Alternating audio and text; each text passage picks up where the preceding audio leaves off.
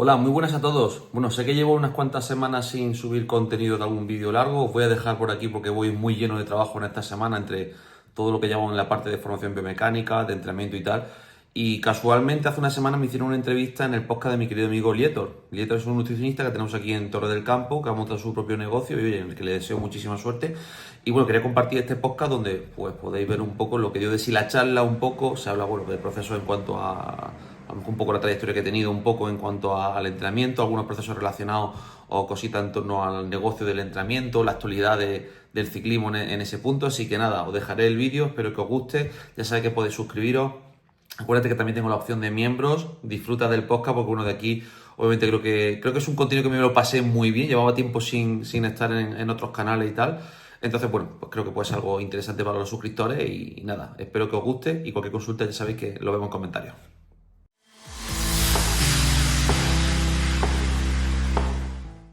Esa problemática no la tengo porque lo que hago yo actualmente es poner un cuestionario y yo detecto qué tipo de cliente eres. Si yo veo que tú no eres mi cliente, no te voy a hacer ni oferta. Te voy a derivar hacia el servicio que pueda estar de acuerdo a tu presupuesto o hacia tu mentalidad. Siempre intento tener una conversación primero con ellos para que me vean, porque muchas veces el cuestionario no refleja la mentalidad de la gente. Pero yo hace tiempo ya dejé de dar ya... Este último año he dejado ya de dar precio directamente. Prefiero tener una llamada contigo, hablo contigo, tengo un cuestionario con lo que tú me has dicho, vamos a ver si me has dicho la verdad o no. Que no me dices la verdad y lo detecto, lo siento, no te voy a entrenar.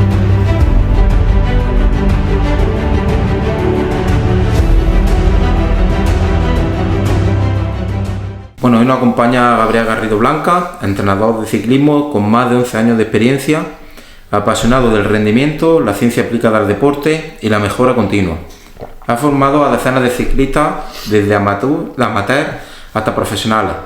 Domina áreas como la biomecánica, el entrenamiento con potencia y la formación de entrenadores a través de Sport Coach Academy y Trail 4. Bienvenido, Gabriel. Nada, muchas gracias a ti, macho. Parece que me has hecho aquí ya el descriptivo, has hecho los deberes, vaya. Hombre, claro, hay que buscar algo de información para presentar, que aquí se dice rápido, pero de todas formas tú ahora, pues hombre, a mí también me gustaría que tú te presentaras. Yo siempre suelo presentaros un poquillo para que, hombre, también al que atraes tienes que saber un poco quién viene. Luego ya también me gusta sin que hable un poquillo de, por ejemplo, como yo suelo decir, los estudios que tienen y todo eso, porque al final es una cosa que cuesta mucho trabajo. Sí, y la gente mucho no... dinero y la gente no se da cuenta. Y hay que ver que no es lo mismo un típico curso de entrenador esto que al final... Aunque también te tengo que decir, Juan Carlos, que no es que tú tengas el título, ¿no? Que yo creo que también hay una cuestión de actitud, es decir, que yo conozco mucha gente, compañeros que pueden tener la misma titulación, pero no le ponen actitud en los procesos, en la mejora o en tratar de mejorar con el cliente. Entonces yo creo que eso también hay que marcar mucho también la diferencia, que no es solo la formación que has tenido, que es importante porque al final es un esfuerzo, pero sobre todo la actitud. Yo lo veo eso clave, vaya. O sea que... A ver, no es lo mismo que mira a un cliente como una persona que como un número. Es que ahí está la diferencia. Que te mira como un número y dice, bueno... Y al revés, clientes que vengan a los entrenadores y a los nutris como número, dices, coño, que cuando yo me preocupo por ti estoy hablando contigo como persona, no porque estés pagando 100, 200, 300 al mes, que es un poco la historia. Pero sí, totalmente de acuerdo en ese punto. Pero bueno, básicamente, yo soy pues básicamente pues un entrenador de la zona aquí de Torre del Campo, que lleva ya, pues si contamos del año 2013, ¿cuántos años son ya, Juan Carlos? Son ya unos 13, 14 años vamos a poner, porque ya empecé ya también desde la carrera a llevar escuela de ciclismo. También he competido desde categoría cadete también hasta la categoría junior. Ahí ya me decanté por los estudios directamente porque en mi familia, te voy a ser sincero, yo en mi familia no había los recursos que hoy sí pueden tener otras familias en cuanto a entrenadores. Eso de un Garmin, por ejemplo, el Viatel, que tenía un Garmin en la época, eso era un privilegiado. Hoy en día prácticamente cualquier niño tiene un Garmin, un Ingesport o cualquier marca. Y bueno, básicamente pues yo me centré un poco en estudiar ciencia del deporte, que era mi sueño, lo conseguí. Luego a partir de ahí pues yo me gusta mucho establecer mucho el tema de como que tienes metas a lo largo de una vida. Es decir, que las metas que tienes cuando tienes 16 años no son las que tienes cuando tienes 20, o sea, se van actualizando. Entonces yo me acuerdo cuando estaba en la carrera, inicialmente antes de entrar a la carrera quería ser profesor de educación física, pero empecé a estudiar la carrera, empecé a estudiar la parte de entrenamiento, me empezó a gustar.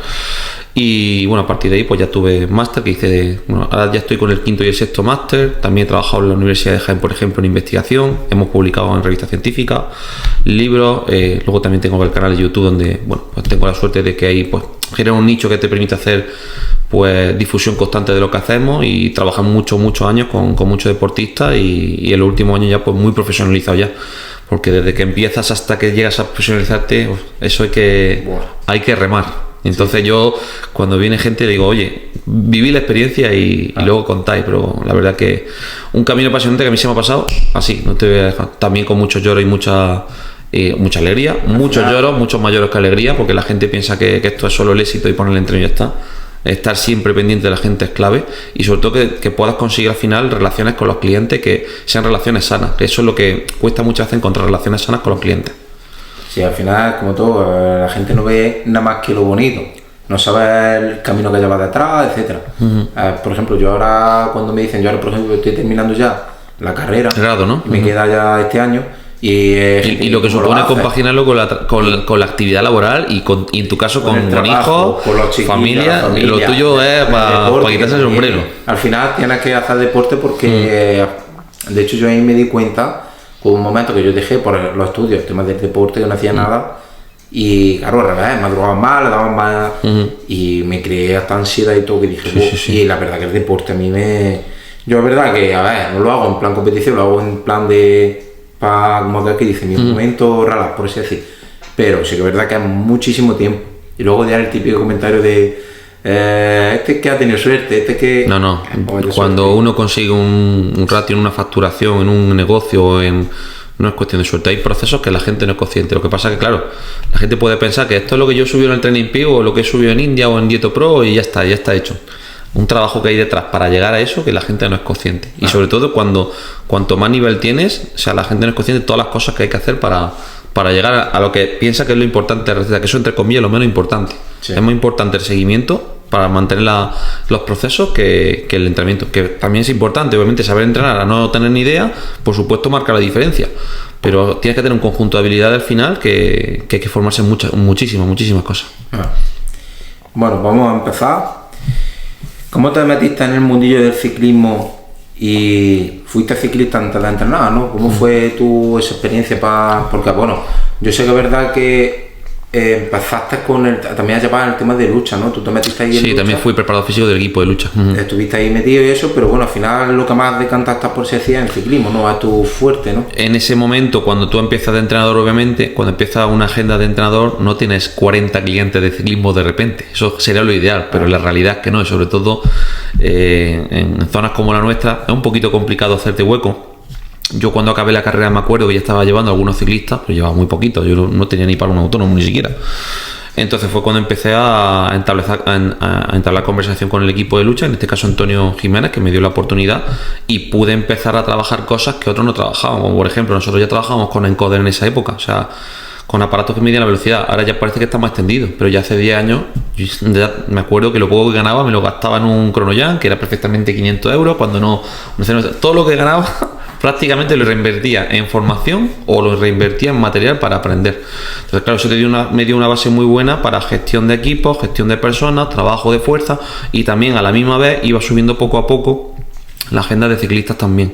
Llevé también a jugadores de golf profesional, por ejemplo, a Manu Jesús Viche, que fue de hecho, y creo que es actualmente, bueno, ya no sé si está compitiendo últimamente, pero fue el único jugador de golf profesional de Jaén, de hecho, y prácticamente me llevaba gente de rendimiento, o sea, gente para entrenamiento personal como tal de por la calle no he llevado mucha.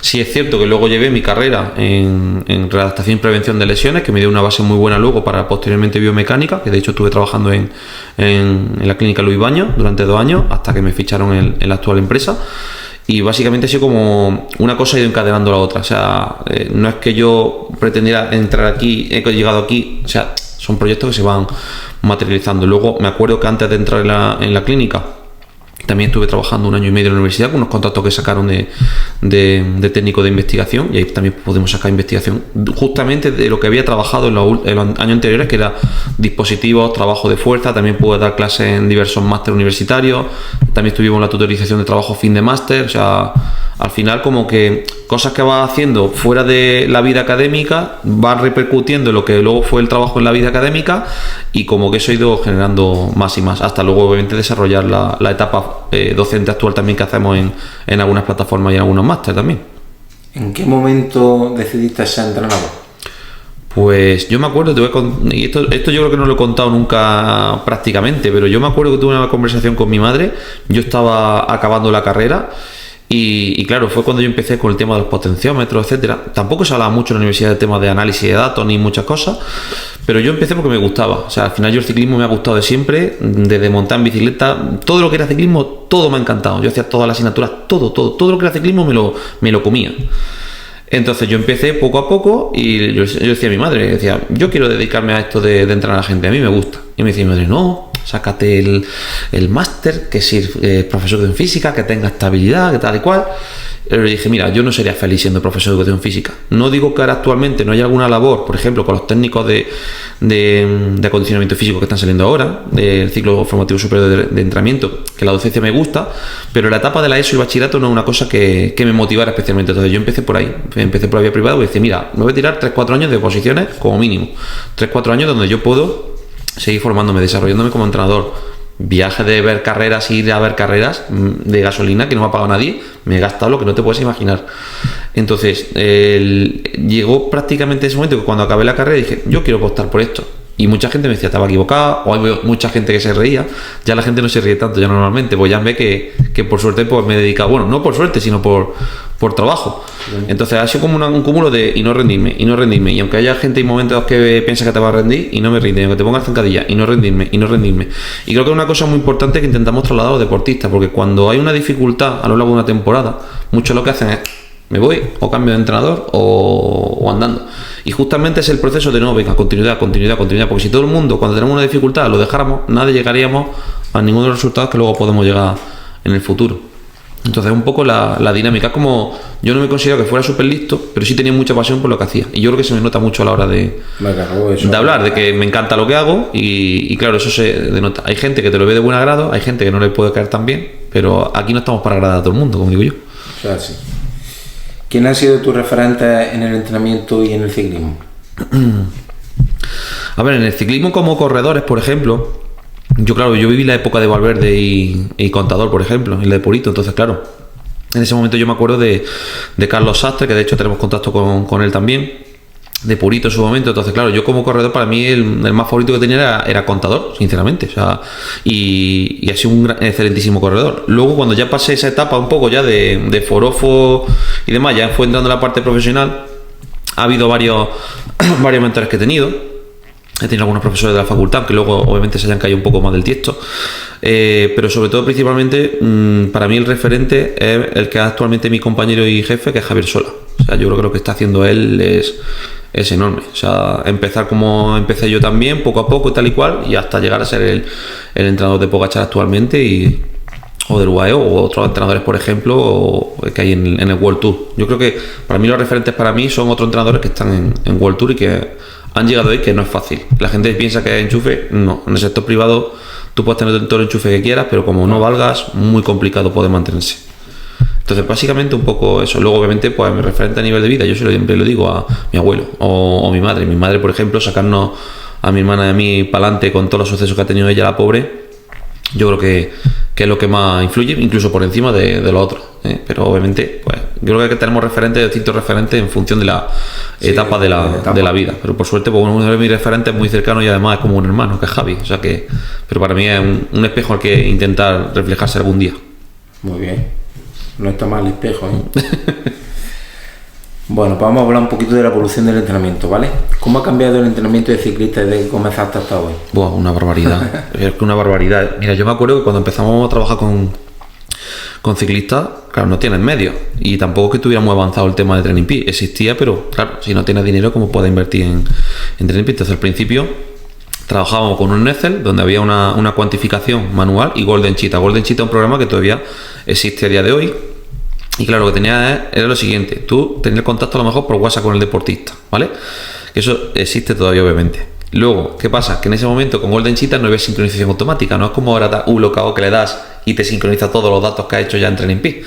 Tienes que tener la cuenta y contraseña de cada cliente, meterla, sacar los archivos semanalmente de Garmin, lo descargaba, lo metía en Golden Cheetah, lo introducía, limpiaba los picos erróneos, y cuando limpiaba los picos erróneos, venga, ahora sesión por sesión, a anotar manualmente todo. Claro, tardaba muchísimo más tardaba muchísimo en lo que es el análisis, sobre todo el tratamiento de los datos y el cuantificar, que luego el propio contacto con el cliente. Entonces, claro, tú ibas planificando y sinceramente cuando sales de la universidad tienes las herramientas básicas para planificar, pero para las demandas del mercado laboral son muy cortas. Entonces, claro, tú vas haciendo un sistema, tú vas aprendiendo con el tiempo y vas pues, planificando los microciclos, etcétera. ¿Qué pasa? Que en esa época pues, no había métricas como las que tenemos hoy en día que nos permiten monitorizar muchas cosas. Entonces, pues te fijabas lo típico en la potencia normalizada, en la potencia media, y a lo mejor ibas sacando tú tu conclusión en alguna carrera, pero no había manuales como por ejemplo tenemos hoy en día que te explican los procesos, la literatura era bastante escasa, era muy vieja escuela, era de poner recetas y a ver si tengo suerte y acierto. Te voy a ser sincero. Hoy en día no, hoy en día tenemos muchos sistemas automatizados, la inteligencia artificial también ha ayudado a muchos procesos de reflexión, por ejemplo. Luego también la comunicación ha ganado muchísimo. Yo ahora, por ejemplo, en vez de WhatsApp suelo utilizar Telegram para temas de comunicación con vídeos, reportes, etcétera. Sobre todo los procesos de análisis son más automáticos porque claro, ya no tienes que hacer todo ese trabajo manual que había que hacer antes, ya simplemente es controlar tu Training Peaks, controlar el bloqueo, controlar lo que te dice el deportista y tenemos todo un sistema que tenemos todo cuantificado, desde la hora, las sensaciones del deportista, el volumen, la frecuencia cardíaca, todo, y hacemos correlaciones. Entonces claro, tú vas viendo que ante determinadas dosis vas viendo la respuesta ante determinadas métricas y sabes y tienes ya una orientación mucho más exacta para saber qué hacer en cada momento. ¿Qué pasa? Que algo que nosotros lo vemos muy directo, muchas veces por los corredores tienen sus dudas, como es lógico a lo largo del año. Entonces muchas veces lo que hace falta es que intentar que el deportista tenga plena confianza en nosotros, de que sepa que no va a estar abandonado, que es un poco lo que tratamos. Pero va a ser una barbaridad. En cuanto los métodos se han profundizado más, por ejemplo, el entrenamiento de torque, que es lo que antes hablaba de fuerza-resistencia, ahora antes se decía, tú mete tranca y a 50-60 de cadencia y tira. Hoy en día podemos monitorizar qué capacidad de fuerza estamos aplicando, qué distribución tiene una curva de fuerza para saber cuánto supone eso, entre comillas, respecto a su porcentaje máximo, y con eso podemos controlar muy bien las dosis y saber que no nos vamos a cargar un deportista. Pero luego viene una parte muy importante que tienes que hablar, que es la nutrición, que podemos hacer todo eso, que como el deportista no coma, olvídate.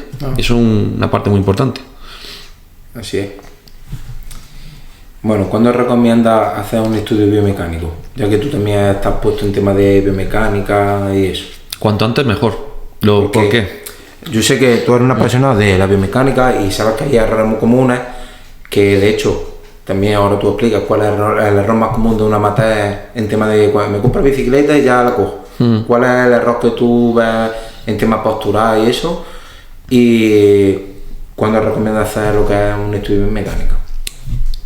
Lo ideal sería lo cuanto antes mejor. ¿Por qué? Porque gran parte de los que piensa la gente que el problema de biomecánica es que tengo un problema en la medida, tengo un problema en la potencia, tengo un problema en X dimensiones, ¿vale? No es tanto eso, porque eso se cambia relativamente fácil y rápido. Cambiar una potencia tardas poco, o cambiar unas bielas puedes cambiarlas poco.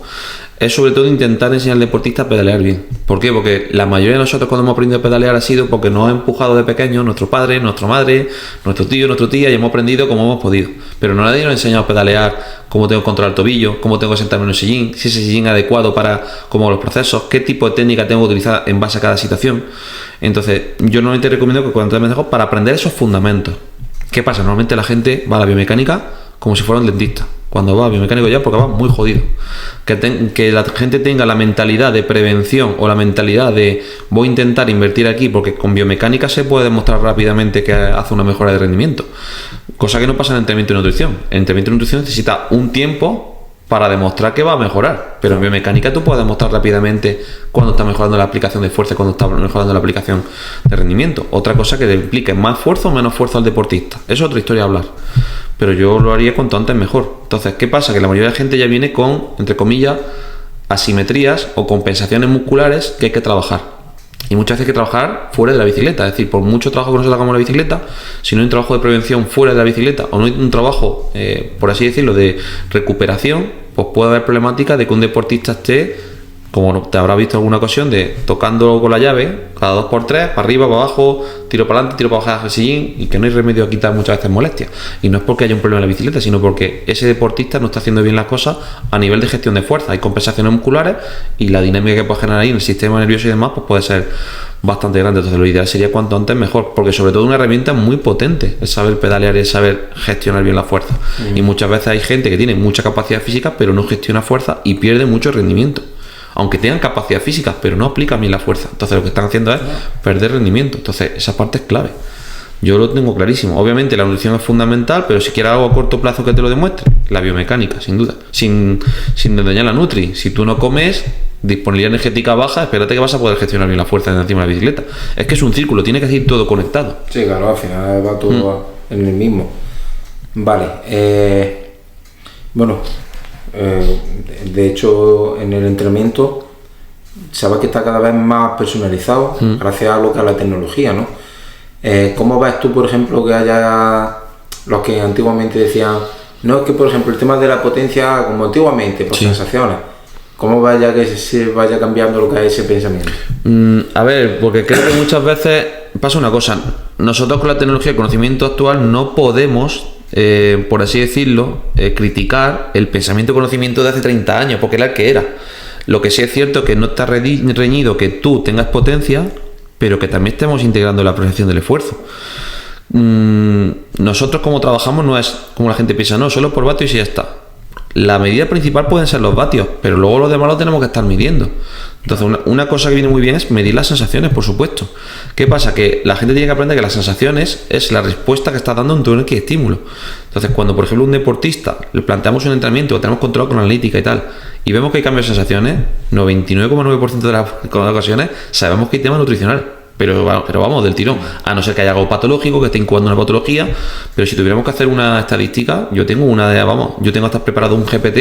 Pues claro, cuando empieza una persona a entrenar, tienes que hacerle consciente o tienes que hacerle ver cuáles son los problemas que tiene para que se dé cuenta, porque hay gente que no sabe el problema que tiene, sabe que quiere mejorar el rendimiento, pero no sabe que muchas veces, muchos días de entreno no lo va a cumplir, no porque no esté bien pautado el entreno, sino porque tú los días previos no has hecho una buena estrategia nutricional.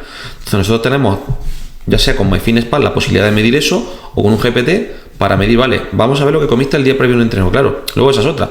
La gente piensa que tú, cuando quieres llegar a un entreno, es con lo que has comido en ese día ya vas a llegar al entreno. Que no. Es que la reposición del día previo, de los días previos, es clave para eso. Entonces tiene que haber una planificación muy adecuada cuando hay un entrenamiento de, si yo tengo este entrenamiento, el día previo ya tengo que estar planificando bien esa nutrición para el día posterior, no al revés.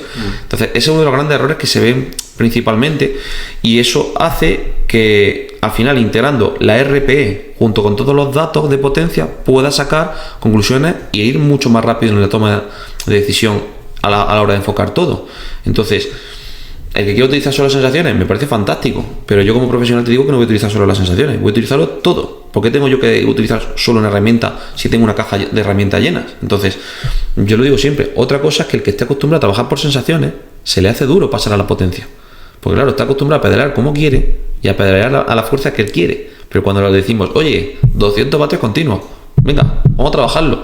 Ahí es cuando vas viendo qué problema de control motor hay, si hay esa falta de disponibilidad energética, si tiene algún problema relacionado con biomecánica, si anda como piensa que anda o no piensa, o es un poco al revés. Entonces, claro, romper esa barrera es un poco complicado. Yo siempre lo que le recomiendo a la gente es, oye, dejarlo llevar por el profesional que esté llevando y hacer caso, y si es un tío profesional, o va a hacer bien el trabajo. Ahora, si no es profesional, pues es otra historia. Pero yo lo tengo claro, que se tiene que integrar todo. O sea, hoy en día ya con las tecnologías que prácticamente ya un potenciómetro lo meten en la bicicleta. Cualquier persona que se compra una bicicleta con un grupo RAM, es que ya le viene Quark. Sí. Y es raro que una persona que ya invierte 6.000 euros no invierta en un potenciómetro, sinceramente. O 7.000. Y bueno, 6.000 estamos yendo por la parte corta, porque ya las bicicletas están en 9.000, 10.000. Bueno, ahora supuestamente iban a bajar de 100. Bueno, pero también existe la inflación. Entonces, todo, al final la gente si piensa que va a bajar todo, va a haber una cosa que haya inflación. Hay que trabajar con la inflación y todo va a subir, ya sea el precio del dietista, el del entrenador, el de la bicicleta, el de la mecánica, todo, porque todo sube. Mercadona no hace descuento, ni ningún supermercado, entonces es lógico y normal ese punto. Bueno, vamos a hablar ahora a nivel nutricional, ¿vale? ¿Qué importancia le daría al ciclismo de resistencia? Lo que es a nivel nutricional. Pues máxima, porque es lo que me permite modular muy bien el proceso de entrenamiento. Si un deportista no come, tenemos problemas, y el problema es que la mayoría de la gente no monitoriza eso. Entonces, una de mis obsesiones, entre comillas, cuando entra alguien, es que empiece a aprender por lo menos a monitorizar. Sé que es un esfuerzo, sé que es complicado meter una aplicación, o sé que es complicado que tengas una anotación, pero tienes que aprender a ello. Porque si tú no eres consciente de que mañana tienes 4 horas, o después de un entrenamiento de 3 horas, mañana 3 series, no te vale con comer 2.000 calorías. Tienes que generar una respuesta anabólica para el día siguiente.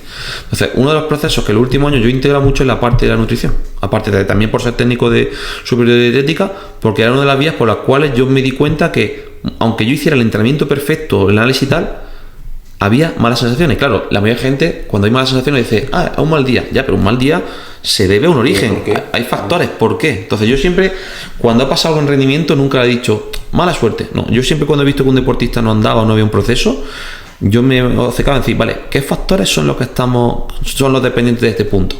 Puede haber factores psicológicos, que el deportista te cuente o no te cuente, pero la gran parte de los problemas que tiene la gente de malas sensaciones ante un entreno es por el tema nutricional. De hecho, hay mucha literatura que ya te dice que el nivel de glucógeno tiene relación con el sistema nervioso. Entonces, si los depósitos de glucógeno no están totalmente llenos, hay un envío indirecto del sistema nervioso, entonces empieza a haber ese efecto de sensaciones.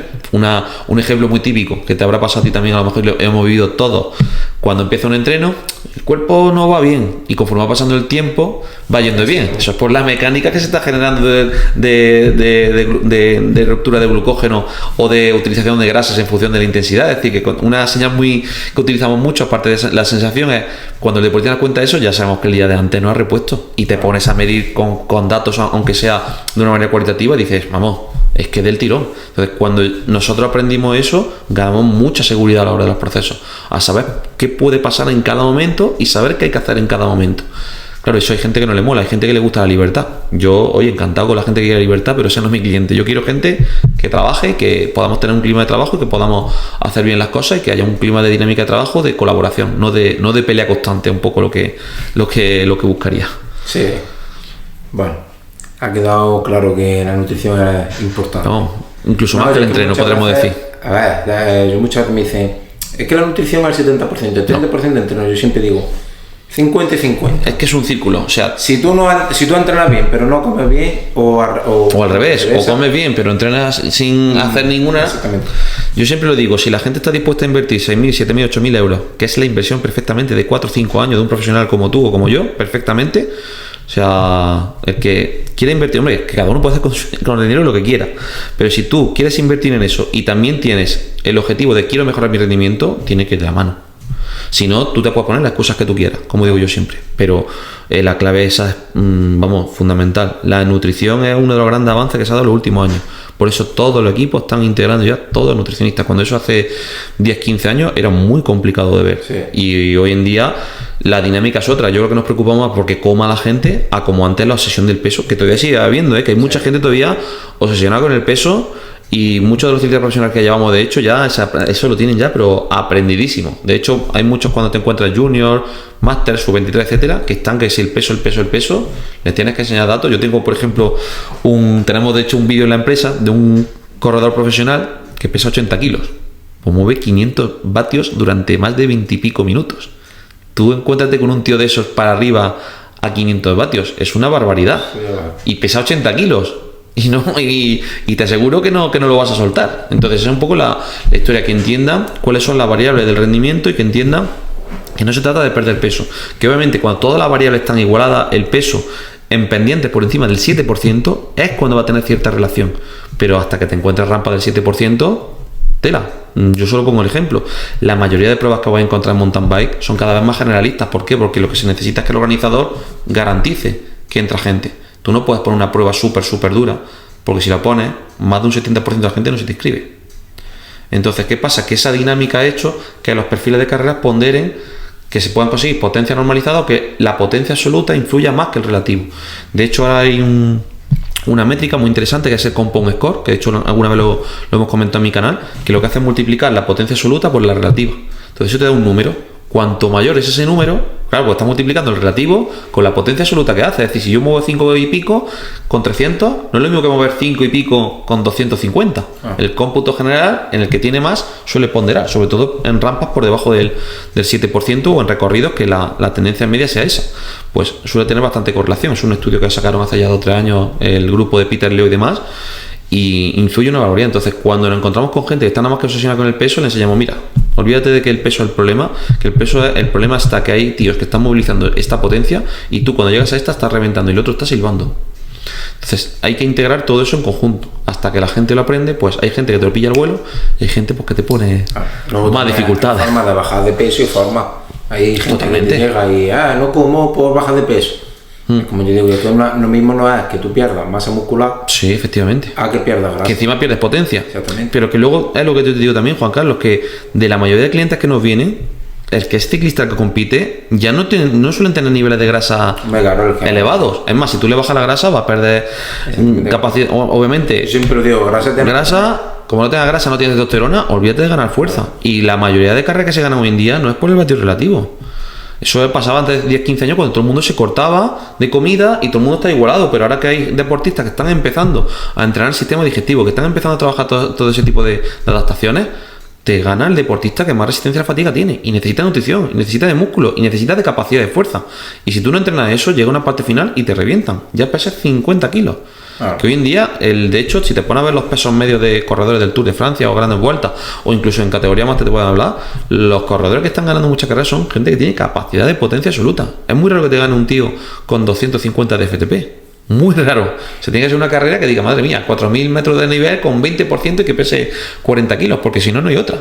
Y aún así tendrías que tener las adaptaciones de altura. Entonces, es mucho más complejo que el simple hecho de perder peso. De hecho, yo la mayoría de gente cuando me viene no me centro en perder peso. También es cierto que me viene el target ya de gente más pulida. Claro. Lo que me centro es que haya disponibilidad energética y no falten nutrientes. Porque si no, es que es problemas de cansancio, de sueño, es una barbaridad. Entonces, yo creo que compartirá mucho la idea porque te lo encontrarás cada 2x3, pero es clave. Y eso cuando lo aprendí y lo vi, dije, aquí hay un potencial enorme en esto.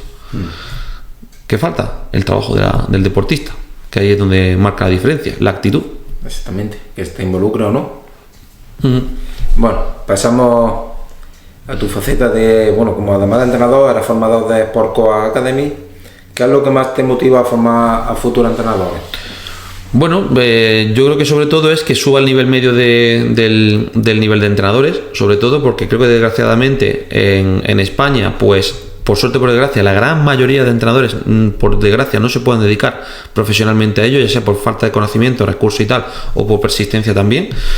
También no lo voy a negar, a mí me gusta hablar y enseñar de lo que hablo. De hecho, yo creo que tú actuar como docente hace que tú aprendas más, te obliga a actualizarte, te obliga a saber dónde están las últimas tendencias, etcétera. Entonces, creo que ha sido un punto de recurso de que al final también como entrenador tienes una pequeña labor docente. Y al final, si hablas de ciclismo encima de lo que te gusta, pues he podido plantear ese punto. También es cierto que no solo se forman entrenadores con nosotros, incluso deportistas. De hecho, te voy a contar una. Yo, por ejemplo, gran parte de los clientes de High-Tica que tenemos son clientes que han pasado antes por formaciones. Porque cuando el cliente ve todo lo que hay que montar, todo lo que hay que hacer y todo lo que hay que hacer de procedimiento, no te discuten ni un euro ni nada. O sea, y además contratan con formación también y tal, y son de los mejores procesos, porque encima es que disfrutas con esa gente, porque es que manda la tarea, es ejecutar la tarea, no hay cuestionamiento, y es que sale como rodado. Entonces yo veo que el deportista que sabe y aprende, pero tiene respeto por tu trabajo y por lo que haces, son los que mejor funcionan. Luego otros que a lo mejor no tienen la parte formativa, te respetan una barbaridad por la marca personal que tengas, por las redes sociales y demás, y luego hay con otros que tienes que estar peleando constantemente y decir, esto es por esto, dame esto. Claro, hay gente que piensa que se lo dice como dice, ya está aquí el abuelo Majareta. No, el abuelo Majareta lo que es que lleva ya, está harto ya de analizar datos y de analizar deportistas de lunes a lunes. Entonces, cuando te digo una cosa, sé que vaya a andar por ahí y me voy a equivocar un 0,00000. Luego puede haber un punto patológico o algo. Ahora, por ejemplo, estamos con el polen, la alergia. Claro, está todo el mundo ahora con las sensaciones que se ha afectado y tienes que dar tranquilidad de, oye, que va a tener ahora mismo respuesta alérgica, que el consumo de oxígeno va a estar afectado, alta intensidad, a la misma potencia no va a poder sostener, tranquilo, esto va a pasar. O ahora que va a venir el calor, las primeras semanas que hay una estación de calor, todo el mundo tiene un bajón de rendimiento enorme, hasta que aclimatación, pero tienes eso que explicárselo, porque un deportista que no sepa nada dice, ¿qué me está pasando? Que yo antes iba bien, ahora voy mal, y empieza la rayada mental de ¿qué me pasa?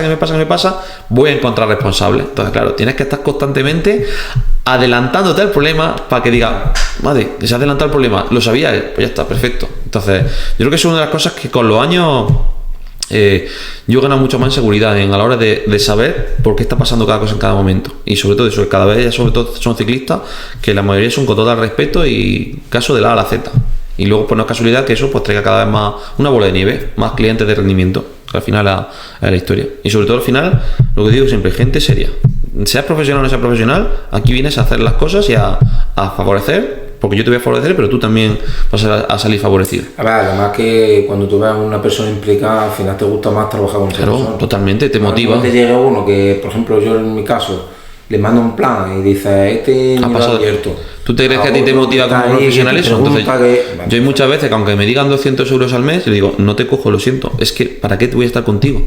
Si es que voy a llegar al domingo, que voy a estar revisando los datos y digo, ahora voy a ver los datos de este tío que es que no hace nada. Entonces ya no es una cuestión de dinero, es una cuestión de realización personal. Y muchos ciclistas se lo tendrían que plantear en la cabeza cuando planteamos el entrenamiento, que se lo salten, que hagan lo que quieran y que hagan la risa. A mí no me hace gracia eso, sinceramente. De hecho, cuando yo detecto eso, 2-3 avisos y fuera. Yo antes tuve mucha paciencia con mucha gente y ya es una lección que aprendí. Dije, no voy a tener más paciencia así con gente que pasa del tema. Porque al final, que es literal, Juan Carlos, de lunes a lunes. Que se ponga la gente a trabajar de lunes a lunes. Y cuando esté sábado y domingo pidiéndose planes, etcétera, por su trabajo para ayudar a gente y estar obviamente en ese nivel, porque obviamente por eso te podemos estar en ese nivel, y por trabajo, que valore. Pero eso es muy importante. Entonces creo que muchas veces el deportista, porque sea su hobby, no es consciente de que para ti es tu hobby, para ti es tu realización personal, pero es mi trabajo. Yo tengo que hacer bien las cosas porque tú estás invirtiendo un dinero importante. Entonces esa parte yo creo que es clave. O sea, que la gente... Entonces, por suerte ya, pues, obviamente, el que es más calentura ya no viene, fantástico.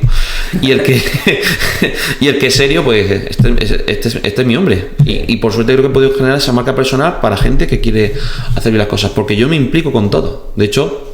yo creo que a lo mejor te habrá pasado a ti también. Tú habrás tenido también un momento de decir, madre mía, qué desesperación con clientes, o pasarlo más. Yo he llorado muchas veces con clientes con los que has hecho relaciones personales, ves que te han decepcionado, o ves que eso es un poco la parte negativa, pero es parte del proceso, tienes que aprender de ello y tirar hacia adelante. Y aunque haya momentos que parezca que es negro, tirar y no rendirte y no dejarte llevar por la opinión de la gente. Te tienes que llevar por la opinión y por el razonamiento lógico de gente que sí son los referentes. Yo, por ejemplo, Javi me ha ayudado un montón en los procesos.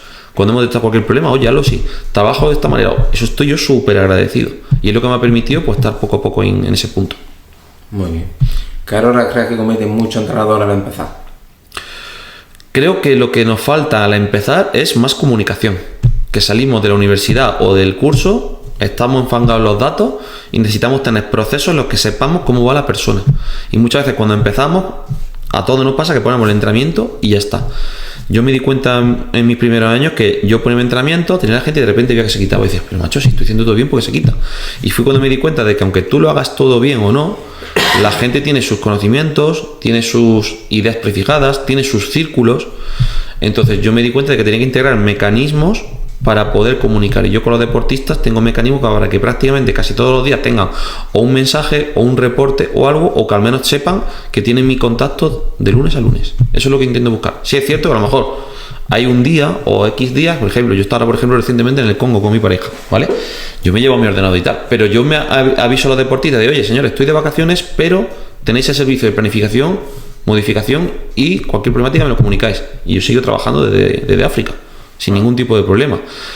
Yo desde que empecé a trabajar así, noté un montón de mejora en la facturación, en la relación con los clientes que son serios se mantienen, los que no son serios van a buscar, voy a probar con uno con otro, fantástico. Me parece maravilloso que la gente pruebe muchos entrenadores porque tienen que ver el mercado y el mercado te va a posicionar. Uno puede pensar que lo hace todo bien, pero el mercado es el que te posiciona. Entonces esa es un poco la historia. La comunicación creo que es la parte más fundamental, no en ti mismo. Yo creo que tú te darás cuenta cuando tienes mucho contacto con clientes de nutrición que tienen más adherencia que cuando lo dejas en modo automático y esperas que lo hagan. No, tienes que estar encima de la gente, o al menos la gran mayoría. Pero que ya digo, yo creo que eso viene bien, el tema de que la gente pruebe. Sí, fantástico. Porque así también, imagínate, yo llevo contigo 2 años y digo, bueno, pues voy a probar con otro. Me parece lógico. ¿Qué pasa? Que eso es como cuando estás trabajando en un trabajo y dices, joder, es que este trabajo es una mierda, y ahora te vas a otro y dices, coño, pues no era tan mierda este trabajo. Pues es lo que intenta conseguir como profesional. No, ojo, que yo me encantaría que hubieran más entrenadores profesionales. Yo creo que el de Jaén, yo soy el único que vive de esto, exclusivamente. Sé que hay otros compañeros entrenadores porque tienen que es normal, cuando está empezando como entrenador, no tienes facturación suficiente para vivir y sacarte un sueldo en condiciones. Entonces tienes que estar, pues, entrenador por un lado, que si dando clase por otro, que si, hasta que te vas. ¿Qué pasa? Que desde ese punto en el que estás empezando entrenador hasta que te profesionalizas, tiene que haber mucho trabajo de decir a muchas cosas que no, de dejar de competir. Es que claro, cuando pasa uno la fase de entrenador de soy deportista habitual que compite, cuando te quieres centrar en la parte profesional te das cuenta de que como tú te vayas a competir los fines de semana es muy complicado poder gestionar luego una agenda de clientes que le da igual que tú salgas en bicicleta o no. Al cliente lo que le da igual es lo que le importa es su proceso. Que tú entrenes más, entrenes menos, sí, está muy bien, pero la realidad es que si tiene un problema que se lo solucione. Es que es así. Entonces yo pasé la etapa de montar más en bicicleta, obviamente poco a poco, y nos ha pasado a Javi y a mí a montármelo en bicicleta, obviamente. Que ojo, que luego también hay procesos, pero con lo que son deportistas profesionales de rendimiento, es muy importante que vean que estás acompañándolos, que estás ahí con ellos, y que sobre todo te vean con esa figura de respeto. Luego, si tú le dices las cosas y la gente pasa del tema, yo se lo digo siempre, oye, podemos hacer dos cosas. O yo me centro en facturar contigo y me olvido de ti, que va a ser peor para ti. Oye, tío, aprovecha lo que te estoy diciendo, que te va a ahorrar muchos errores y te va a ahorrar muchas pedradas en el camino. Entonces yo creo que ese punto es clave, macho. O sea, es que sé que me voy a repetir mucho con lo de la comunicación, pero es la gran parte de testado. Lo que pasa es que luego hay gente más comunicativa, menos comunicativa. Tenéis que estar como en la misma onda. Y hay gente que no está en esa onda y no es tu cliente, y eso también es muy importante, saber quién es tu cliente. No puedes entrenar a todo el mundo. No puedes entrenar a un globero y entrenar a un profesional y entrenar... A ver, por poder puedes, pero la dinámica tiene que ser que estéis en el mismo punto de, oye, que te mando un mensaje, no necesito que me escribas al momento tú a mí como deportista, pero si yo veo que te he mandado reportes, feedback, oye, házmelo sí, quiero que me lo hagas de esta manera, cuidado, has tenido aquí un error, trabájalo de esta manera, vamos por aquí, cuidado, no has comido aquí, oye, aplica lo que te digo para ver el feedback, vemos. Es como la Fórmula 1, tú sacas el coche de la pista y empiezas a medir, venga, vamos a coger, venga, vamos a hacer un cambio de reglaje, pum. Si tú le dices el cambio de reglaje, pero el conductor sigue haciendo lo que quiere, que esa parte importante, el comportamiento humano también, o sea, la parte psicológica, la parte de comunicación es clave, pero tiene que querer la gente también ser colaborativa. Lo que no podemos pretender es que te lleve un profesional y que tú quieras hacer lo mismo que hacía antes, pero que te lo haga el profesional. No tiene sentido, estás haciendo lo mismo que antes, no va a haber un cambio ahí. Entonces, esa es un poco la historia que veo. A lo mejor se me nota un poquito más, no sé, en plan de meter la matraca ahí, y no estamos hablando tanto de entrenamiento de métricas, pero creo que como negocio esa parte es clave. Al final está diciendo la verdad, lo que hay, como tu forma de trabajar, como todo. ¿Cómo va el futuro del entrenamiento? ¿Más científico o más práctico? Yo creo que las dos tienen que ir de la mano. Tiene que haber parte práctica y tiene que haber parte científica, por supuesto. O sea, ni podemos estar todo a base de la experiencia solo, pero tampoco puede ser todo solo evidencia. Hay muchas veces evidencia basada en la práctica, pero muchísimo. Y hay muchas cosas que hasta que la evidencia científica la muestra, la evidencia práctica la está trasteando. Te pongo un ejemplo. Con el entrenamiento de fuerza, González Vadillo, antes de publicar los libros, los papers, él ya veía yo sé, cuando la velocidad baja o sube, aquí está pasando algo. Y él no tenía estudios en ese momento, de hecho, pero fue generando una línea de investigación hasta sacar la línea de investigación actual de fuerza. Lo mismo con el entrenamiento por potencia. Los primeros potenciómetros estaban ya en los años 80. Hasta que hubo un libro que empezó a sentar la base de metodología, fue 2005. O sea, pasaron casi 20 años desde que se montó el dispositivo hasta que hubo una metodología que ha seguido actualizándose, que no se ha quedado ahí en el libro de 2005, el de entrenar y correr con potenciómetro, el de Hunter Allen y Andrew Kogan.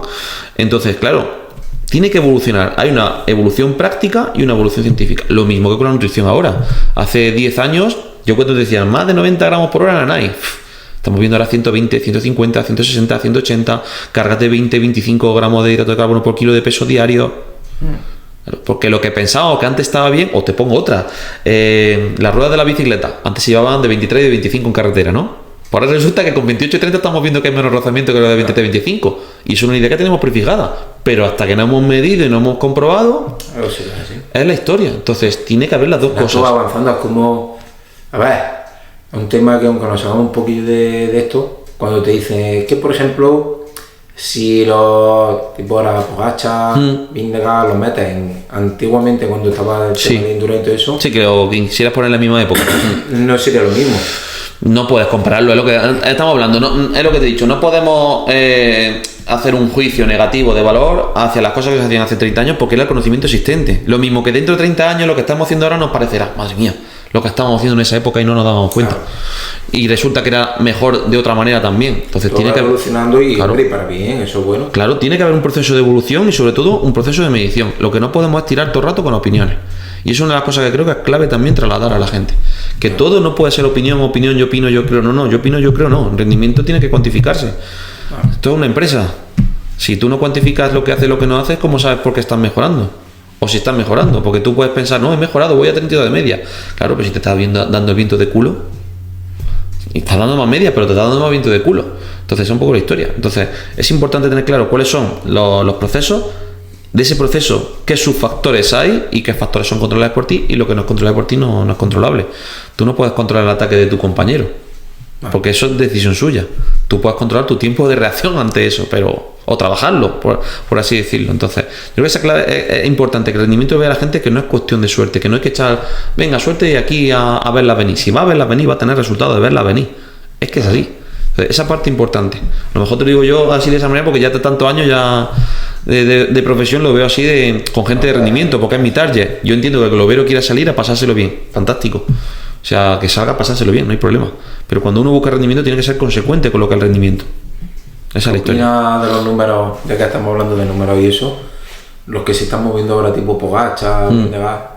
Pues que es la consecuencia. ¿Hay tanta diferencia un ciclista más normal? A ver, estamos hablando del 0,0001% de lo que es todos los ciclistas. Entonces, claro, yo conozco a Javi, sé cómo trabaja las cosas Javi, no porque yo haya visto cómo hace las cosas en el equipo, pero muchas veces lo hablamos en plan, yo no hago cosas diferentes a lo que hacemos con nuestros clientes, pero estamos cogiendo un contexto muy particular que es Poggi, un tío que es súper tocado de la varita, con un proceso de entrenamiento que está muy estructurado, con un equipo que coordina muy bien las cosas y al final la consecución. La gente dice hoy en día muchas veces, por ejemplo, del tema, a lo mejor que ahora habla del tema del dopaje, por ejemplo, principalmente, que es por donde andará la gente. La evolución que ha habido en todo, no lo puedes achacar solo al dopaje. Yo no te digo que aquí todo el mundo vaya limpio, porque yo no pongo la mano en el fuego por nadie. Y luego también que el dopaje va siempre por delante de las investigaciones. Puede haber una parte, no te voy a decir yo que no, pero ya te digo yo que el trabajo que ponen los equipos para que se haya tantos profesionales coordinando eso, ya te digo yo que no busque los equipos hoy en día, yo no creo que tengan la mentalidad de 20, 30 años. Yo creo que por suerte la mentalidad ha cambiado. De hecho, gran parte de las cosas que están haciendo ahora los equipos con fichar a juniors no es casualidad, es para que se haga un buen crecimiento. El problema que pasa con los juniors cuando pasa a sub-23 es que es una locura los calendarios que se hacen y cómo te enteras de las cosas. Yo cuando entro en sub-23 te enteras una semana antes como mucho, o incluso me he llegado a enterar 3 días cuando corre una carrera.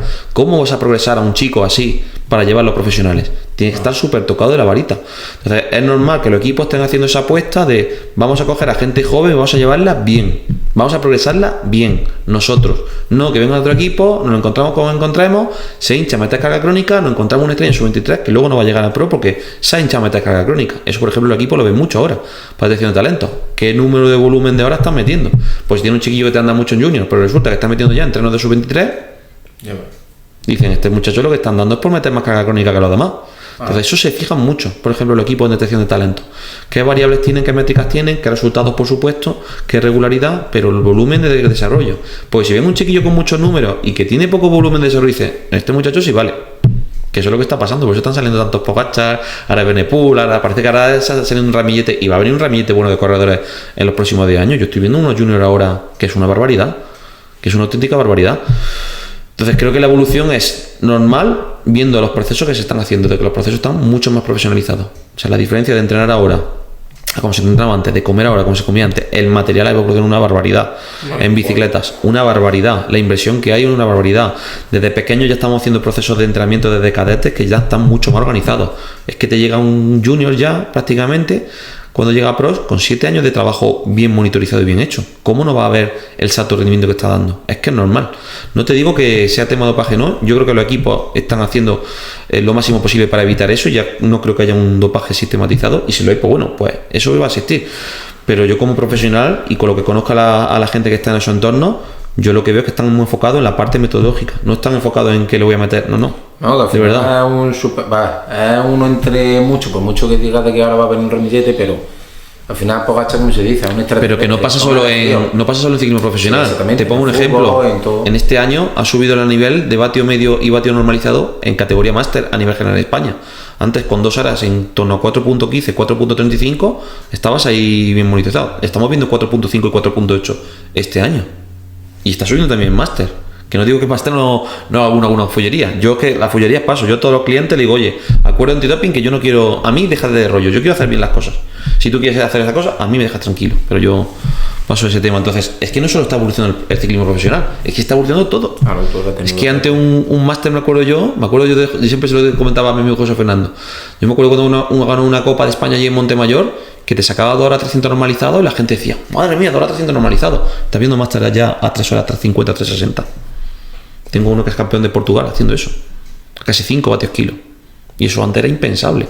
Pero ahora hay un ramillete de máster que están haciendo. ¿Qué pasa? Que todos esos vienen también de no parar de entrenar, van integrando Nutri, van entrenando entrenamientos, van haciendo una evolución y se va notando. Obviamente habrá también gente con más genética, menos genética, pero hay un desarrollo en todo. Y el que intente negar eso, pues ya está, que se dé contra la realidad. Pero es que lo que está pasando, o te adaptas o mueres, no queda otra. Así es. Bueno, vamos a hablar del ciclismo en Jaén y del entorno. ¿Qué opinas del nivel de ciclismo en Jaén en Andalucía?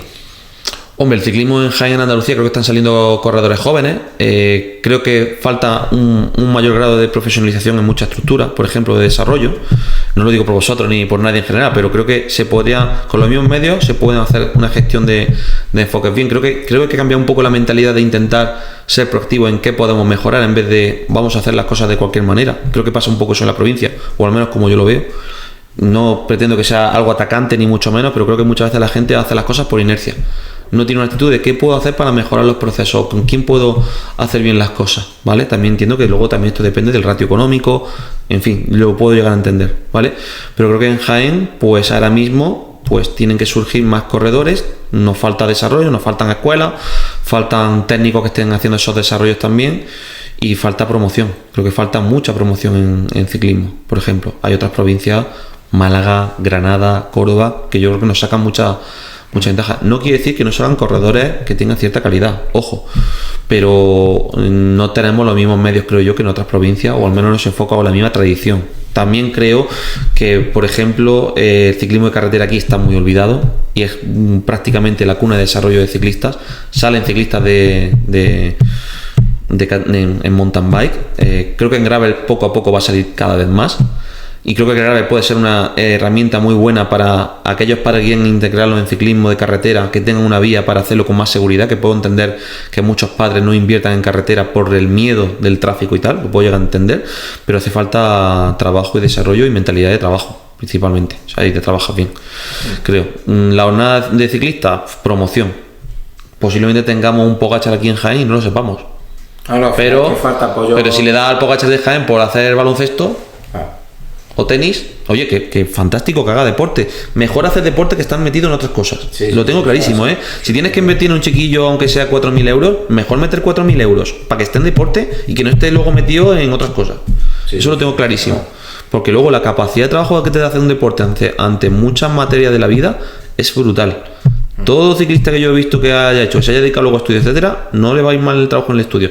Si tiene mentalidad proactiva, si tiene mentalidad de inercia, hay que trabajar mentalidad. El mindset, como estará tan de moda, vaya. Sí. Pero creo que se puede sacar. ¿Qué pasa? Que sé que es complicado. Porque bueno, que falta instituciones, falta también. Y responsables, porque a ver, vamos a ser sinceros. La gente las cosas no las hace gratis. Claro, es la realidad. ¿Qué pasa? Que el problema del ciclismo base depende de gente que lo haga por amor al arte.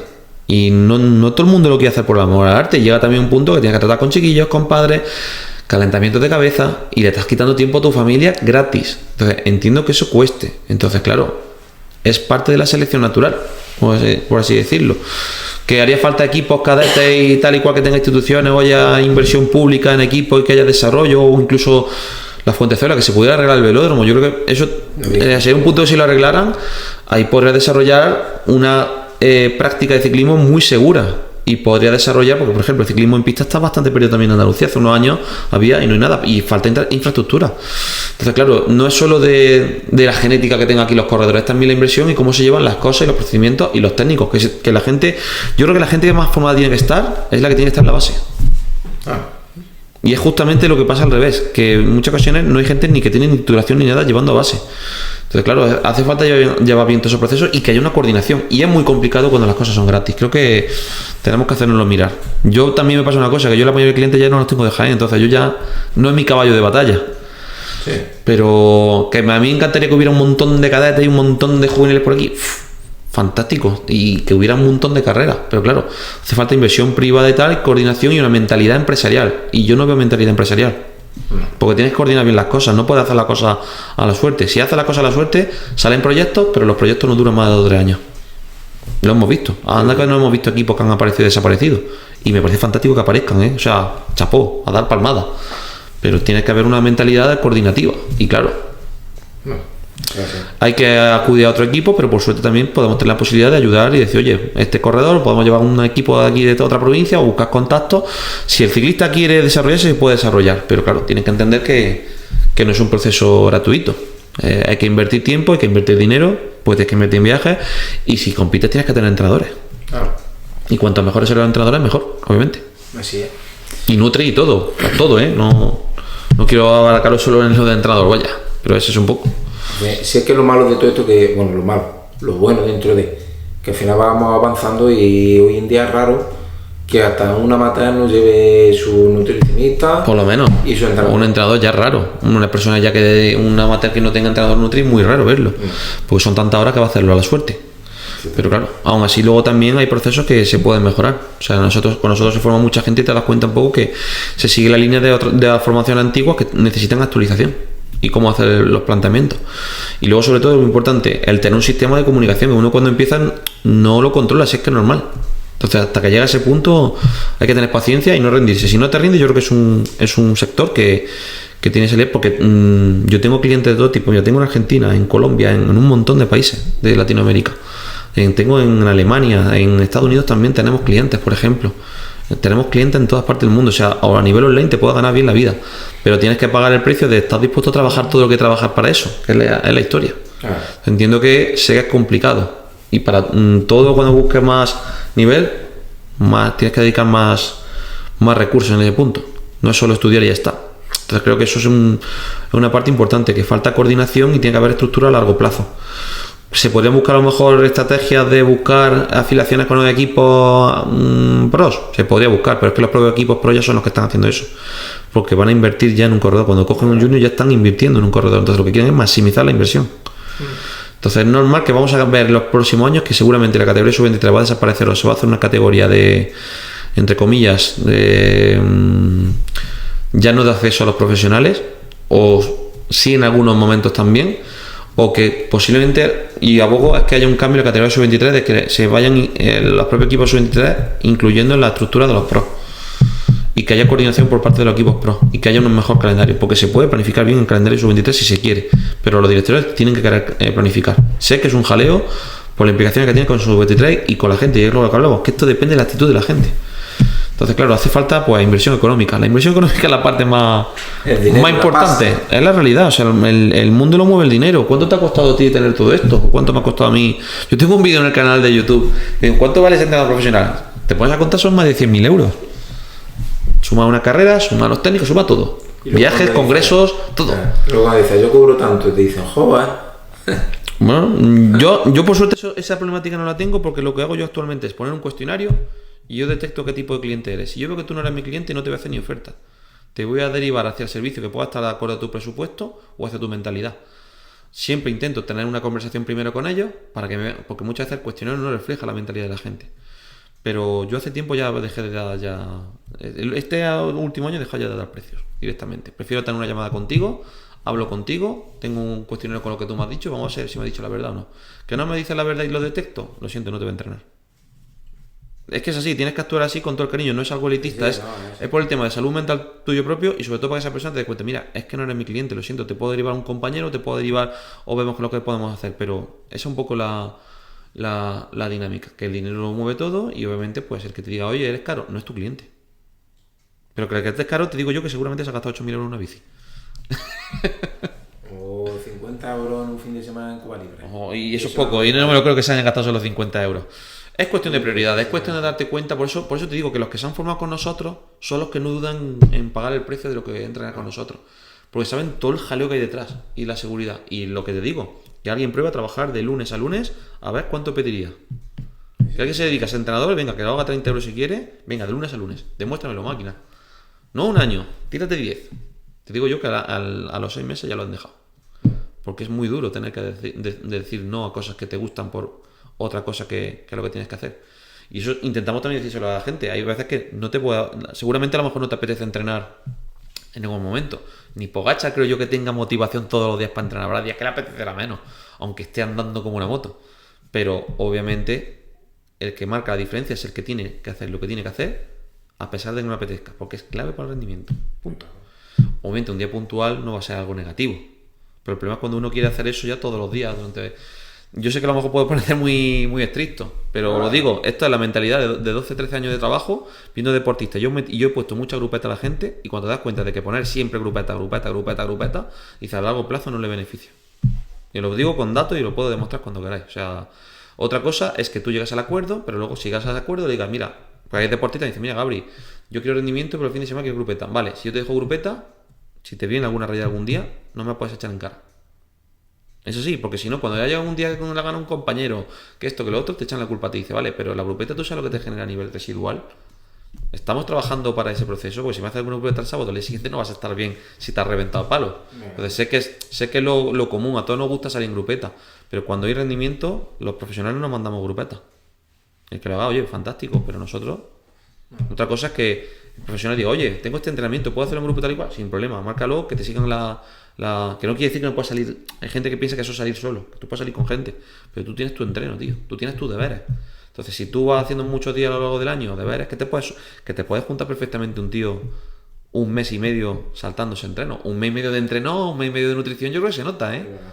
Pues tú imagínate eso multiplicarlo por 4 años, estamos hablando ya de medio año casi perdido. Medio año de entrenamiento, Si lo acuerdas con la gente y tal, y tenéis claras las bases, no tengo problemática. Pero el problema es que con la gente le dices una cosa y luego van a hacer otra. Pues eso es lo que veo.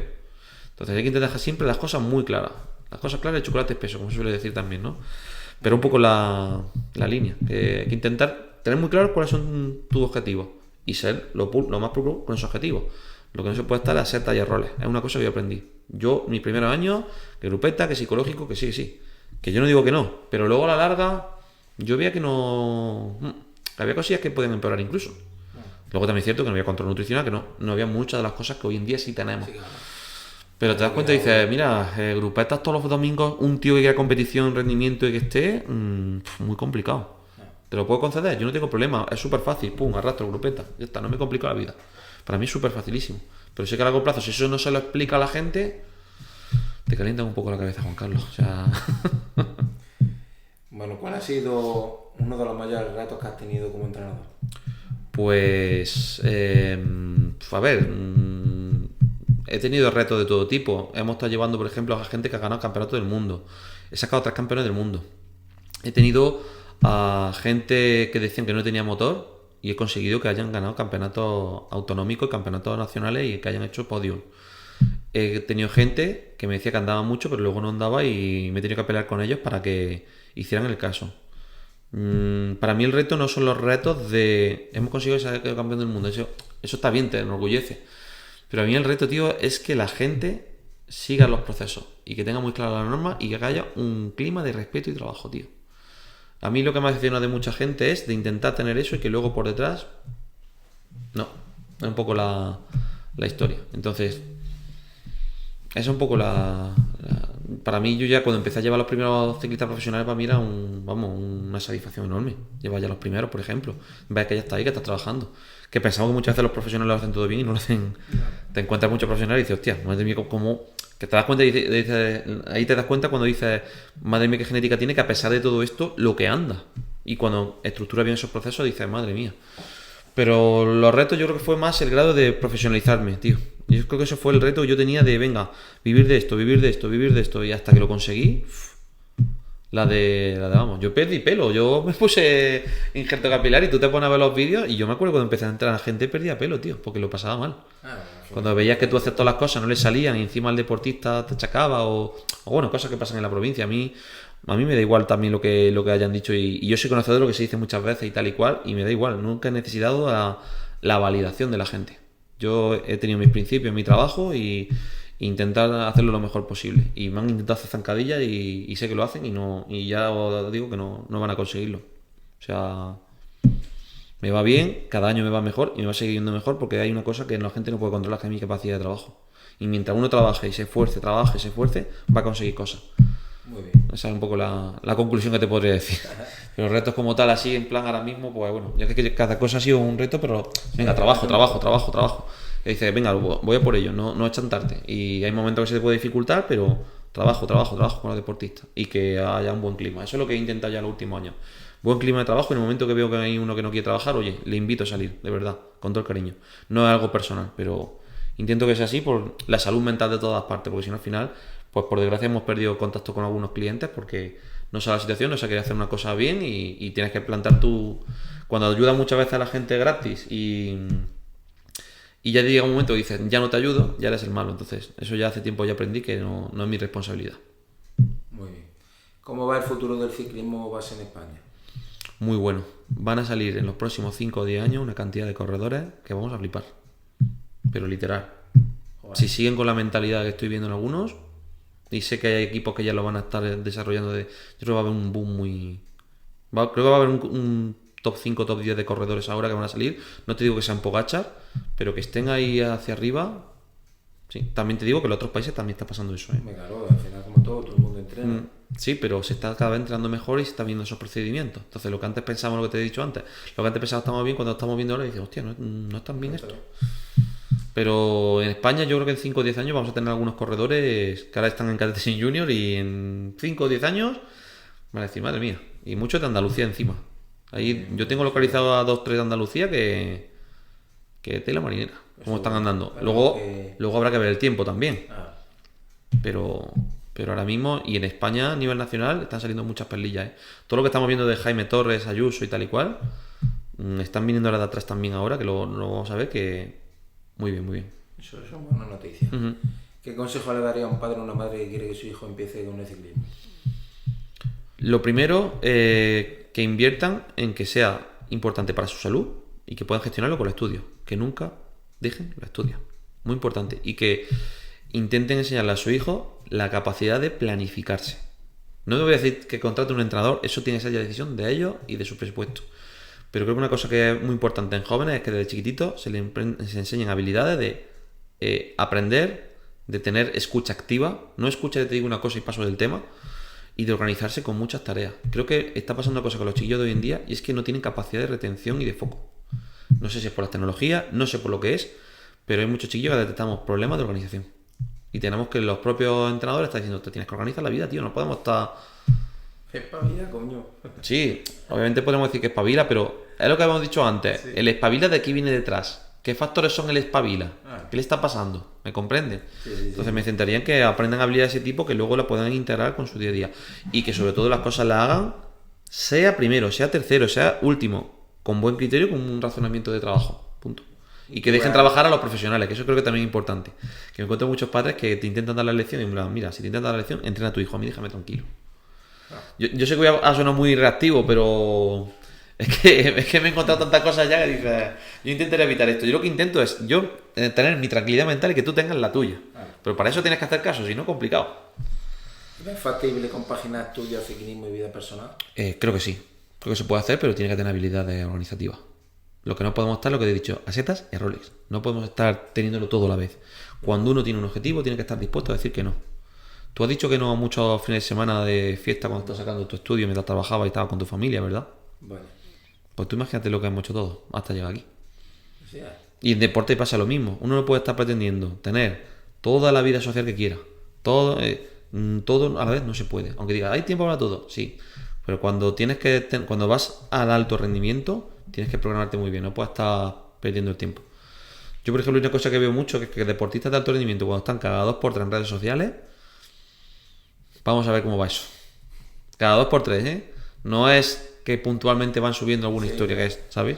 Pero cuando ves que un deportista profesional tiene más de 25 historias en el día, dices, hombre, no sé que haya ganado una carrera, que se entiende, pues la ha compartido, pero cuando veces, y deportistas profesionales no profesionales, que muchas veces hay que ser, sobre todo los cadetes que por ejemplo están en la ESO y los juniors que están en bachillerato, por ejemplo muchos cadetes con la ESO, que sobre todo en la etapa obligatoria por se, porque luego ya a partir de ahí pueden elegir, tienes que tener mucha habilidad organizativa de, oye, ¿cuánto tiempo máximo real tienes? Si tienes que ser particulares, si no tienes, etcétera. Y luego ya no te digo el control de la nutrición ahí.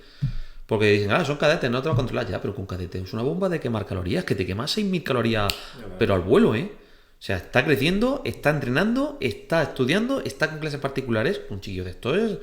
Y claro, la gente eso lo normaliza, no es un cadete, no hace falta. Ya te digo yo sí que hace falta. Si no quieres que un día hagas boom. Que tampoco he visto nunca ningún deportista pegar humo. Voy a decir a la gente, este se va a quemar. Yo todavía no he visto en 12 años gente echar humo. Realmente. Otra cosa es la conciencia que tú tengas mental y tu trabajo mental aquí, ante lo que te está pasando. Pero esa parte creo que es clave. El tema de la organización y de cuando el profesional está trabajando diciendo hay que hacer esto, hacerlo. Luego entiendo que hay disponibilidad económica, que es lo que entiendo. Pero yo lo que veo, y creo que es que esto es una cosa que nos tenemos que meter todos. Yo el nivel medio de clientes que tengo de bicicleta, los 4.000 euros no baja la bicicleta. La verdad. Entonces, si hay capacidad para invertir 4.000 euros, a lo mejor hay un poquito más para... Sé que puede ser un esfuerzo, por supuesto, pero no tienes que ver... Al padre yo le diría que esa inversión no hay que verla como... me estoy gastando el dinero. Es una inversión que estás haciendo en tu hijo para que pille unos valores y una capacidad de trabajo y organización, que eso luego en el mercado laboral, vamos, hace fuego. ¿Cuánta gente quiere trabajar hoy en día en España? Me estoy metiendo en un jardín, creo yo, pero yo creo que la gente hoy en día en España no quiere trabajar. ¿Tú qué piensas? Igual. Pues eso tiene un valor en el mercado luego, porque como no hay tanta gente que quiere trabajar, el que quiere trabajar y quiere marcar la diferencia. Sean más listos, sean más tontos, que el conocimiento se adquiere, que no requiere de tener un cociente intelectual enorme, que es que te apasione lo que haces. Yo creo que eso marca mucho la diferencia. Sí. Y es lo que veo. Y si no quieres trabajar, pues el mercado te va a poner en tu lugar y tendrás por resultado de no querer trabajar. Ahora, si eres un tío proactivo, quieres montar empresa y demás, yo no digo que obviamente tu trabajo físico va a cambiar de rol, pero vas a tener actitud proactiva de cómo crezco, cómo mejoro. Yo creo que eso nos tenemos que hacerlo mira, tío, como sociedad, de hacer que la gente tenga esa actitud y no de que cuando vean a ese tío con actitud le digan flipado, que yo lo que creo que pasa mucho. Te estás riendo porque creo que te ha pasado alguna vez, ¿no? Así es. Bueno, vamos a pasar a un juego final, ¿vale? Yo te voy a decir una palabra y tú me respondes con otra. Madre mía, aquí suelto ya palabrota. Ciclismo. Pasión. Potenciómetro.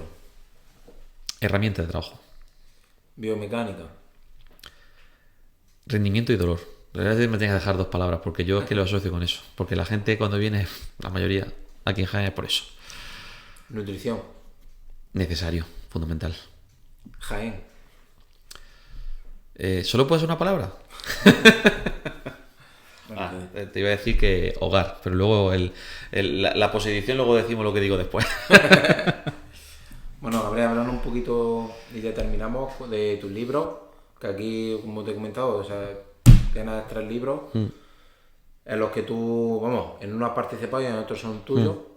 Pues si quieres hablar un poquito. Nada, pues básicamente que también, pues bueno, el que vea el podcast un poco y demás, que también tenéis la opción de que, bueno, muchas veces cuando uno quiere iniciarse no va a llamar a un entrenador directamente. Yo creo que una de las claves de la divulgación en redes sociales es que te permite que te conozcan y que vean parte de tu contenido y generar confianza. Cuando estás en ese punto de confianza, pero que a lo mejor todavía no quieres contratar a un entrenador o un servicio, yo siempre digo, gente, oye, tenéis aquí libros. Por ejemplo, yo uno que me gusta... Para gente que le guste el tema del potenciómetro, quiera aprender, etcétera, o que ya esté un poquillo más avanzado, yo le recomendaría el de Potencia tus pedaladas 2, que es un libro que hicimos con Chema Árgueda, bueno, con el propio Javi también, con mi amigo Raúl Cedrán y con Barranco, que es profesor de la Universidad Europea. Y luego hice 2 libros que están segmentados para otro tipo de target, que es para gente que no tiene ni idea de nutrición y que simplemente quiere una receta, porque hay mucha gente que solo me pide la receta. Hice un libro que era solo recetas de nutrición, con algunos capítulos explicando cómo hacer un cálculo de gasto energético, las tasas metabólicas y poco más, pero que tuvieran recetas. Y otra que sí es cierto que me pedía mucha gente, que era y que no había un libro específico, que era una guía de suplementación ciclista, con toda la ayuda congénica. Me basé mucho en el libro de Jeukendrup, por ejemplo, en el de nutrición deportiva, la última, bueno, ya han sacado una última edición ahora nueva. Por ejemplo, los de Fernando Mata también, que tienen ahí un libro muy interesante. De hecho, sé que también ha publicado un libro ahora también recientemente. Y creo que es una guía para qué, para mucha gente porque no nos vamos a negar, la gente cuando habla de nutrición lo que está pensando nada más que la suplementación. Yo creo que tú también tendrás aquí venta de suplementación a tu tiplén, seguramente. Pero mucha de la gente no sabe de suplementación. Entonces yo ideé ese libro para cuando viene gente a aprender, oye, mira, aquí tiene mi libro, puedo aprenderlo. Porque muchas veces yo le digo, oye, mira, mi mentoría es que vale tanto. Hay gente que a lo mejor no se puede permitir una mentoría. Entonces quise dejar también un libro sobre ello, con las principales ayudas halogénicas. Obviamente irán saliendo más ayudas halogénicas, pero las principales están ahí. De hecho, dentro de cada de los 2 libros yo tengo un código BIDI con un vídeo. En el libro de suplementación lo digo, lo más importante de la suplementación en deportistas no es la suplementación, es que no te falte hidratos, ni proteína, ni macros, ni micros. Los micros es relativamente fácil llegar, a no ser que sea alguna condición un poco de algún tipo de patrón dietético distinto. Pero la gente le echa también mucha culpa a la suplementación cuando es un porcentaje ínfimo de mejora respecto a lo que sí te puede dar el papel de comer bien. El Y eso la pico de gente... la pirámide. La suplementación final, el pico de la pirámide. Sí, ¿no? exactamente. Y la gente lo invierte. Y es literal. Yo le puedo poner a un tío cafeína que como si tío no tenga repuesto el glucógeno, no va a poder con el entreno. Se ponga como se ponga. Tendrá un piquito, pero luego no mantiene la capacidad de fuerza y de torque. Y es que es así. Y yo sé que esto a la gente no le mola porque es como matematizar o hacer como estable lo que va a pasar en fisiología. Pero es que la fisiología funciona así. Sí. Luego habrá variantes, pero pasa ese punto. Pero es muy interesante. Yo la verdad que lo hice con mucha ilusión porque, hombre, siempre está... Como que yo quería tener mis propios libros también de lo que iba haciendo y estoy también estoy ahora en la elaboración de otro y no sé, me molaba mucho la idea. La verdad, yo lo que quiero es que cuando me muera tenga un legado, por así decirlo, oye, por lo menos que se vean los libros, porque árboles no sé si nos van a dejar plantar al paso que vamos, quitando la oliva y todo con las placas solares, pero el tema de los libros y tal me interesaba, además también de ser un infoproducto que también obviamente pues beneficia, no lo voy a negar económicamente, pero que, oye, pues puede dar acceso pues a gente trabajo que no tenga los medios, pues en ese punto. Y poco más. No sé si hay alguna pregunta o nos podemos ya descansar en paz. Ya vamos a ir cortando. Bueno, Gabriel, que muchas gracias por venir, por contar todo. Le dije, tengo la garganta fatal, así que se notará un poco. Que ya está, que muchas gracias por compartirnos tu experiencia y eso, y que esta no quita otra, a ver si dentro de poco nos vemos hablando de otra noticia, etcétera. Bueno, nada, gracias a ti, que nada, que me lo he pasado muy bien, porque al final quieras que no, bueno, me puedo soltar un poco, que muchas veces yo allí en mi despacho estoy yo allí solo, nada más que trabajando y contactando, y oye, pues compartir experiencias también con otros profesionales, en este caso de la nutrición y tal, pues oye, yo creo que muchas veces compartimos sinergia y oye, pues interesante y nada, las gracias a ti por invitarme y nada, que espero que le guste a la gente.